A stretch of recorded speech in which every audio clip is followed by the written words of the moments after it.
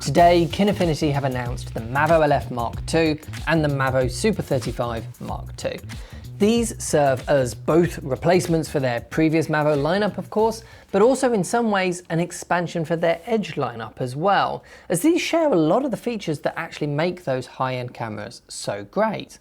In fact, there are a lot of similarities to the Edge 8K and 6K.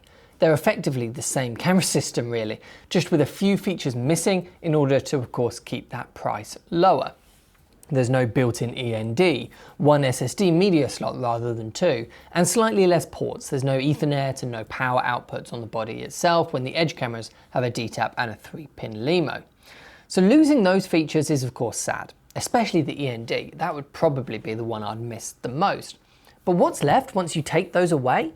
It's still a pretty impressively feature-rich camera system with ProRes 444XQ recording to SSD media, fantastic frame rate options, anamorphic options, flexible power solutions, and easily the most flexible lens mount system on the market, all at a much lower price than the Edge cameras.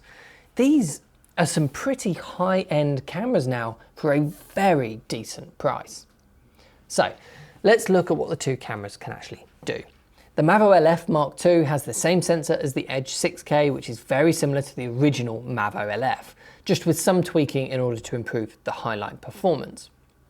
The MAVO Super 35 though has a completely new sensor for Kinefinity, and considering it's the lowest priced of all four cameras here, I think it could actually be one of the most interesting. Both now have a dual native ISO. The LF has the same 800 and 5120 ISOs as the previous version, and the Super 35 now has 800 and 3200. So the LF will get you better low light performance as you'd expect, but the Super 35 should be far improved over the original.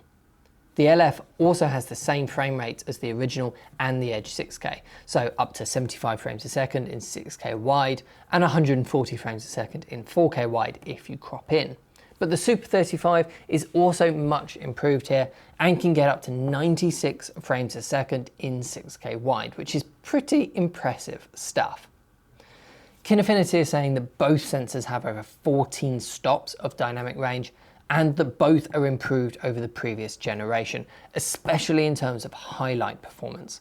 So I'm looking forward to putting them to the test once we can actually get our hands on them. And they should both have very good rolling shutter performance as well, because of the fast sensor readout speeds.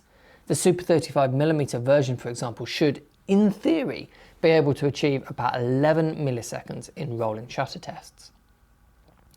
Another change Kinefinity have made to these cameras is the way that the lens mounts work. Previous cameras have a native Kine mount and then a range of adapters to convert that mount to EF, PL or passive E mount. It's a great system as it lets you change between those lens mounts really quickly.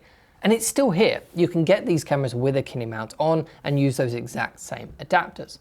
But they also now let you screw that Kine mount off the camera and replace it with an active PL or an active E mount instead. These attach directly to the front of the camera with 4 locking screws for a very robust fit and can be shimmed as well if needed. Technically, the Edge cameras can do this as well, so now that these mounts have been released, there's nothing to stop Edge 6K and Edge 8K owners using these as well. But when buying a MAVO LF or Super 35 Mark II from scratch, you now have quite a lot of options and several decisions to make. Do you get a Kine mount and use the same adapter so that you can change between lens mounts really quickly?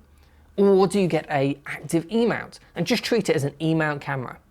Or maybe if you only really are interested in PL, perhaps you're a rental company or shooting a narrative feature, just go for that active PL mount. It'll be exactly what you need and really robust and strong. There's lots of options here, which is always a great thing.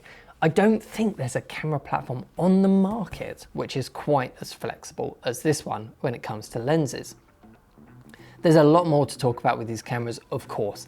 I'm sure we'll be able to get one in our hands soon enough so that we can go over them in much more depth. But if you already know you want one, you can pre-order them over at proav.co.uk and let us know what you think of the MAVO Super 35 and MAVO LF Mark II in the comments section. Thanks for watching, and I'll see you in the next one.